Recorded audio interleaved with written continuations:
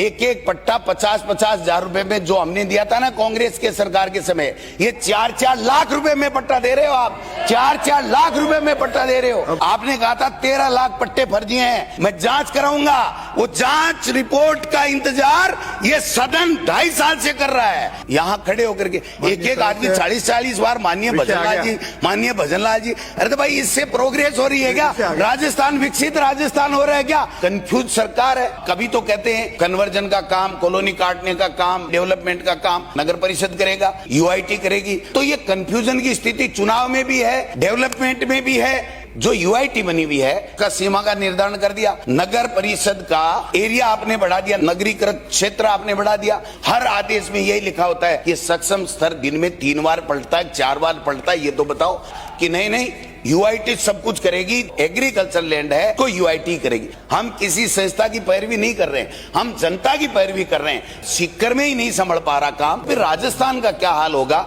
Daily कोई अधिकारी लेके फाइल आ जाता है कि ऐसा कर दो, तो मंत्री जी साइन कर देते हैं, नीचे से अधिकारी ऊपर से साइन कर देते हैं, ऊपर से मंत्री, और दूसरे दिन दूसरी संस्था लेकर के आती है, साहब हम तो लूट गए, हम तो बर्बाद हो गए, हमारा क्या होगा? तो दूसरे दिन फिर आदेश परिवर्तित हो जाते हैं। इसको आप क्लियर कीजिए, जो करना हो कर लीजिए। 2.5 साल में भी ये क्लियरिटी नहीं आएगी। कंफ्यूजन वाली स्थिति जो है ना, वो जनता को परेशान नहीं देती है। कहने को कुछ भी कहो, लेकिन करके दिखाना पड़ेगा। जो गलत है उसको निरस्त करो, लेकिन आगे प्रोग्रेस तो करो, काम तो करो। केवल और केवल यहाँ खड़े होकर के माननीय भजनलाल जी मुख्यमंत्री, माननीय भजनलाल जी मुख्यमंत्री, माननीय भजनलाल, एक एक आदमी 40-40 बार माननीय भजनलाल जी, माननीय भजनलाल जी। अरे तो भाई इससे प्रोग्रेस हो रही है क्या? राजस्थान विकसित राजस्थान हो रहा है क्या? और ये वो 2047 क्या है? कोई नहीं रहेगा यहाँ 2047 में। ये जो आज 200 है ना, इसमें से एक भी आदमी 2047 तक नहीं रहेगा। काय के लिए जनता को भ्रमित कर रहे हो?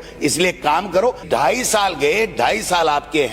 अगर जनता को परेशानी देती है तो हमारा विपक्ष का दायित्व होता है कि हम ये खड़े होकर के आप तक इस सदन के माध्यम से बताएं कि जनता परेशान नहीं होनी चाहिए।